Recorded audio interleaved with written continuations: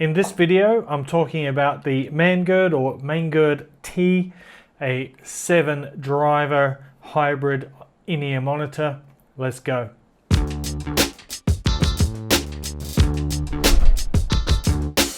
What's cracking, audio fans? It's David here from Prime Audio Reviews. I hope you're all having a great day. Here is the box of the Mangird Tea. That's what I'm going to call it. Whether it's man or mang, I don't know, but I'm going to call it man. Mangird Tea, pretty generic box with a gold logo embossed on the front. When you open it up, you got a metal carrying case and you get several pairs of silicone ear tips. You also get 2 pairs of foam ear tips.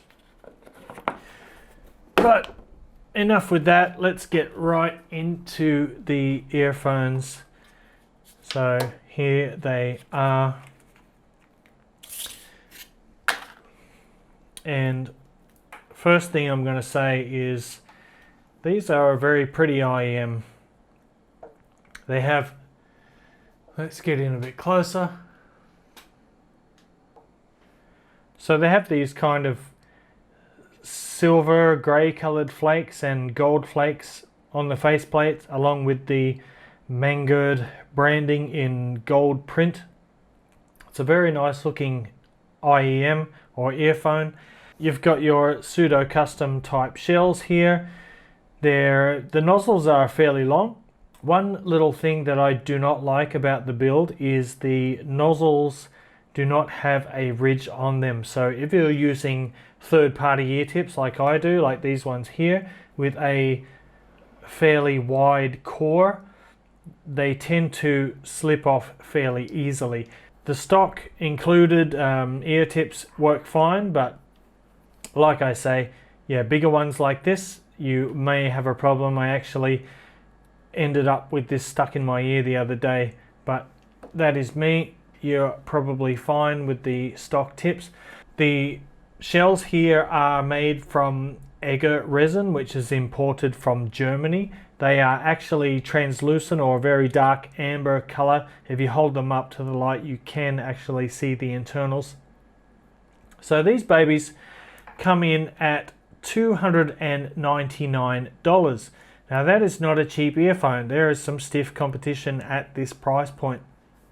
But let me tell you, first of all, so 7 drivers, what is that? That's a septuplet or a heptuplet, I don't know. If there are any mathematicians watching, let me know in the comments what the hell you call that. So we've got 1 dynamic driver in here. You got 2 Sonyan balanced armature drivers and 4 Knowles balanced armature drivers. So right away, just the driver configuration alone is enough to spark interest, or it was for me anyway. These days you just see a lot of Knowles. I really like the sound of Sonyan balanced armature drivers, and I won't go further into that right now, but like I said, $299, so they're not cheap. Very significant competition in that price range. Do they sound any good? Well, let's find out. But first of all, I'm going to talk about the comfort. As I mentioned, the nozzles are fairly long, so with the right tips I can get a very secure, very stable fit with these. I find them extremely comfortable, kind of similar to the Fearless S8F in terms of shell design, or shell shape I should say. There is a single vent near the 2-pin connector. These have 2-pin sockets. So those are the shells, and let's have a quick look at the cable now. And I will say before we go any further that on the Linsol website it says the cable is an 8-core OCC, which is a copper cable, and this obviously is not. I don't know whether this is an SPC or silver plated cable, or if it is a pure silver cable, I do not know, but keep that in mind. It is a nice cable, however it is a little on the stiff side. The handling is so-so. The braid is fairly nice, as you can see here. We have a straight aluminium termination. It's available in 2.5, 3.5 and 4.4 millimeters, whatever you want. You've got a matching aluminium Y split. There is a chin slider or cable cinch, and at the top again matching aluminium two-pin connector housings with left and right markings on them. So it's a pretty nice cable, very good quality cable, but the handling could be a bit better. Alright, so like I said, the shells here are very beautiful, really nice build quality, top notch, except for the nozzles missing that ridge, which is a bit of a bummer, but apart from that they are superb. And in terms of comfort, personally I find these supremely comfortable. I can wear them all day long. Your mileage may vary depending on your ear shape, but I think for most people this will be a very comfortable earphone. So with that said, let's get on to the most important factor, and that is of course the sound. Man, when I first listened to these, within the first 2 seconds I was like, hello. It's not often that something grabs my attention right away, but these did, and I'll tell you why. They have a fairly linear presentation, not the regular V shape that I'm accustomed to. Apart from that, the clarity is excellent and the soundstage is superb, and I'll get to that as well. But first of all, let's break it down, starting with the bass. Now, these have a fairly lean and a fast bass, so if you are a bass head or looking for that big bass sound, this ain't the ones for you. This bass is, well, it reminds me of quite a lot of the Tin Hi-Fi or Tin Audio T2. When it was released, they were still called Tin Audio. But the Tin Hi-Fi T2 original model, that's what the bass is like on here. Very good extension, nice sub-bass rumble, but it's a very clean, a very light, smooth rumble. But the extension is there, and the bass is fast. It's kind of almost like a balanced armature bass. It's that fast and that sort of light. It's not emphasized or boosted like most hybrid models that you expect. So yeah, if you're a bass head, these aren't for you. If you are looking for something with a linear or closer to neutral presentation, then take heed, because this is what these guys do. So fast bass, good extension, good texture, nice leading edge. It's a natural sounding bass, but if you are into hip hop or dubstep, maybe electronic EDM, something like that, if you're looking for those big sub bass rumbles, or if you're looking for that big mid bass punch, you won't find that here. This is a more mature, more linear sound, like I say, closer to neutral. But the quality of the bass is very good, and what that does is it allows the mid-range to really shine. So let's move on to the mid-range, and I gotta say, at this price point, this is one of the best mid-ranges that I've heard from an earphone. Very smooth, very natural sounding, organic mid-range. The note weight and the note size is very natural. The mid-range does have a nice touch of warmth to it. It doesn't come from the bass. It's inherent in the mid-range itself.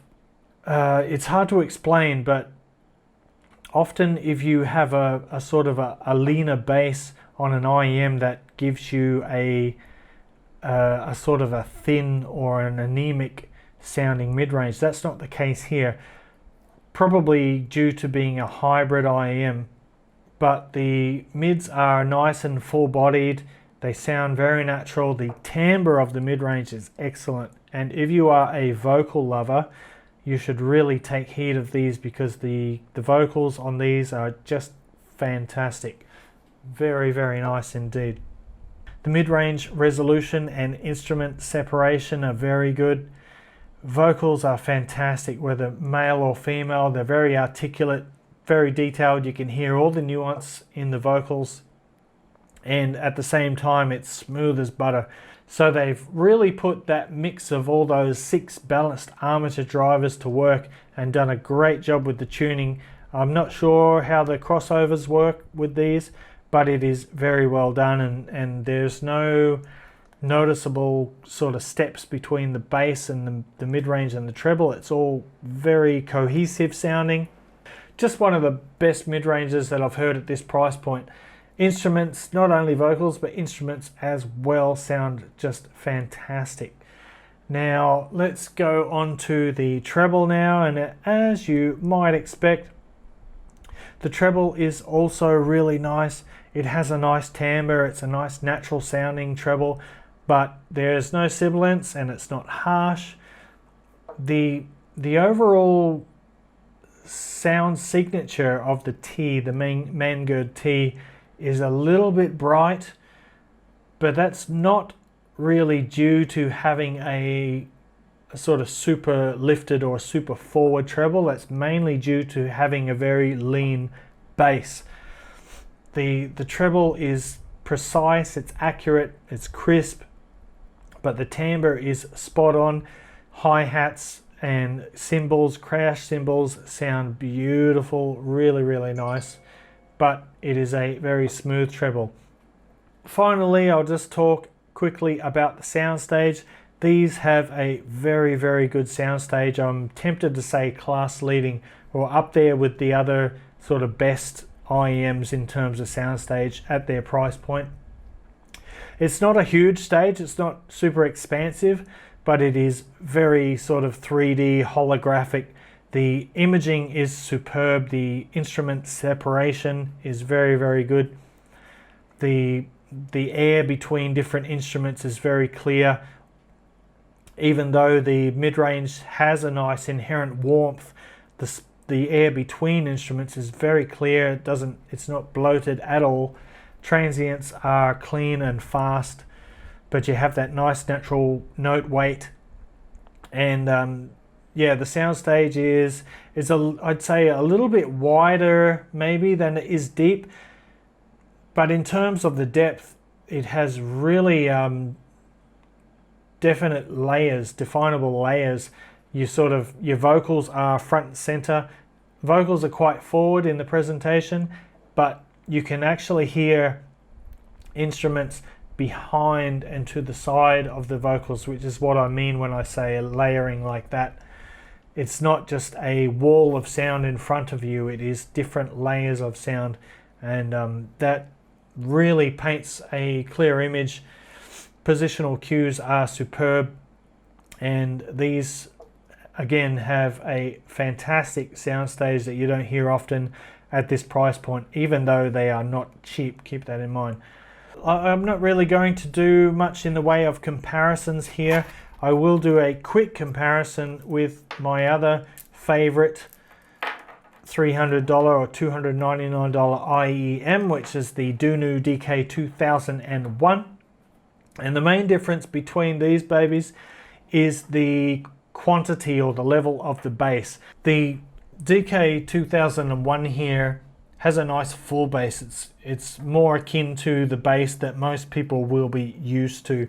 It does have more of a physical impact, a more sub bass rumble, more mid bass punch and slam, but as a result, you know, the mid range isn't quite as clear.